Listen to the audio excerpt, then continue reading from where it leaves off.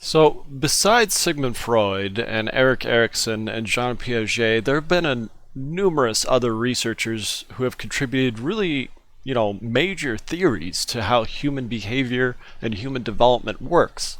And I just wanted to share a few of those. Of course, there's an uncountable number of various theories out there, but these are some of the most mainstream ones. And some of these you may have actually heard of before.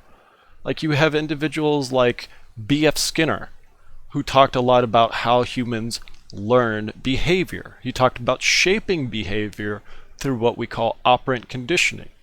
The whole idea that the consequence of a behavior will determine whether it will be repeated in the future. The basic principles of B.F. Skinner's operant conditioning is reinforcement and punishment. So reinforcement is whenever an animal performs a behavior, receives some kind of apparent pleasant consequence, and then wants to engage in that behavior to a greater extent. So if you want your child to, clean the dishes more often, you give them a reward whenever they do that. You're reinforcing that behavior you want to see more often. So you can see how B.F. Skinner's behaviorism clearly applies to child development. Children's behavior is shaped over their early years through interaction with their parents. Even Freud talked about this. Freud called this the superego. So that's basically what this is. Parents shaping the child's development through reinforcement and punishment. Then you have Albert Bandura's social learning theory. If the name sounds familiar, Albert Bandura is the guy that did the Bobo doll experiment. So what that experiment was about, and what most of his research was about, was this idea that people learn by watching others. People will imitate much of what they've seen, especially if they admire the person that they're observing. So children are much more likely to imitate their parents, or a role model, or a brother, or a cousin, or something like that, because these are individuals that they believe to be, good standing individuals, so to say. And the imitation is much more likely to occur if the subject is seemingly rewarded for that behavior. So if they see an older brother get a reward for washing the dishes, then they'll want to do it too. That's the basic idea. So the whole idea of this social learning theory is that children learn and grow in a social environment, and we need to understand how those different individuals in their lives might be shaping their behavior for the better or the worse. Then you have a whole large number of researchers talking about what we call information processing theory. This is something that's been very influential in psychology as a whole. It's where we basically just use computers, the concept of what a computer is and works, to understand human thought. So we're using the computer as a model. And if you know anything about computers, you probably understand that there are basically two kinds of things that a computer is comprised of: hardware and software. So when it comes to a computer, the hardware would be things like the motherboard, the processor, the hard drive, and all the other bits, like physical bits that are in there, the stuff that makes the computer work, the physical structure. Whereas the software is the thing that's being run inside of those mechanisms, inside of those structures. So all the electronic processing, that's the software. Like PowerPoint is software. Google, that's software. And that's all being run through these processors and hard drives and whatnot.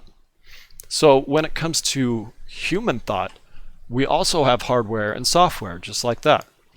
The hardware would be the structures, the psychological, biological structures of the human mind and body, through which things like memory capacity, sensory capability, reasoning skills, like all these things are possible. And then the software would be those individual skills that are run through it and processes that are run through it, such as making sense of the environment, interacting with various objects in the environment, and so on.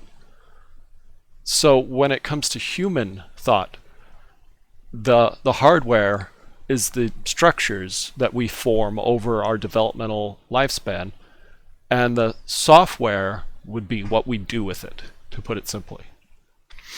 Then you have Vygotsky's theory. Vygotsky is a name you probably haven't heard of before, but this is a researcher who put a strong emphasis on sociocultural influences.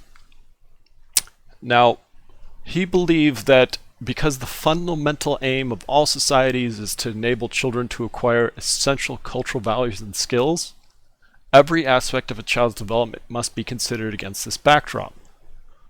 So what he's basically saying here is that as children are raised in any culture, they're basically being like raised as an apprentice would be trained. You know, like they're learning through observation, through interaction and feedback what it means to be a good member of the society, what it means to be a good human. So if children have good role models, if children have good teachers, then they'll grow up to be more productive, efficient members of society. But if a child grows up to become a troubled, criminal, antisocial type person, that might be able to be traced back to these poor mentors they had early in life. So to make it simple, children are serving as like an apprentice, and the quality of the relationship with their mentors and the quality of those mentors themselves is exceptionally important. Then you have other theorists like Bronfenbrenner, who talked about something that we call the ecological approach.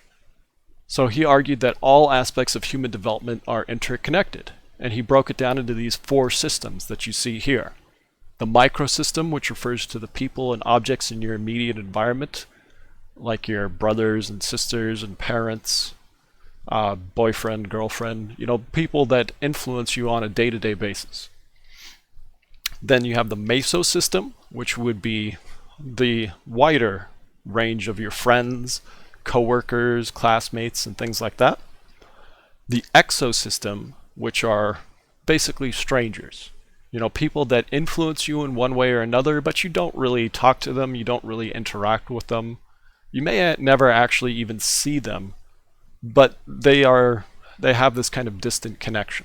So this would be like a governor, perhaps.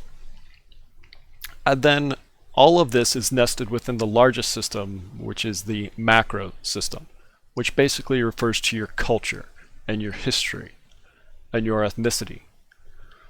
So this model you see here isn't the perfect model there is, because within each mesosystem there are multiple microsystems, and in each exosystem there are numerous mesosystems, and so on. So it's just nested systems within each other, and each system can interact with the one below it in substantial ways. And in order to best understand how humans develop, we need to understand those kinds of interactions. Children obviously are going to be deeply influenced by their microsystem, parents and siblings, but those parents and siblings are also going to be influenced by their friends and their parents and so on and so forth. But there's many other theories out there as well. Some of these theories we will be coming back to and talking about into a lot more detail later on this semester. Other ones, not so much. Like one that I just wanted to briefly share with you, but we're not really going to come back to it, is something called the life course perspective. This refers to how various different generations will experience those developmental changes with regard to respective historical context. In other words, this is just like Yuri Bronfenbrenner's ecological approach, but now we're nesting all of that stuff into another system called, like, you could call it the history system or whatever. The whole idea here, though, is how all these influences affect your development is dependent on history. And that history manifests in 3 ways.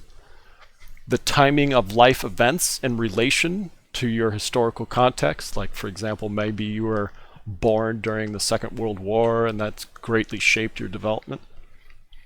The synchronization of your individual transition with collective, like familial ones. Like maybe you had to move to a new place in the middle of a school year because your dad got a new job and that kind of messed you up. Like that's kind of what we're talking about here. And then the third way that this historical context manifests is retroactively, like how your personal history will affect your future development. The impact of earlier life events on subsequent ones. So these theories have all been pretty strongly influential. Even if we don't get a chance to come back to some of these later on, they're still very important, and they are something that has shaped the way we think about human development. So I hope you'll enjoy the future videos, because we're going to be going into a lot of detail about how the human mind is shaped progressively over the life course.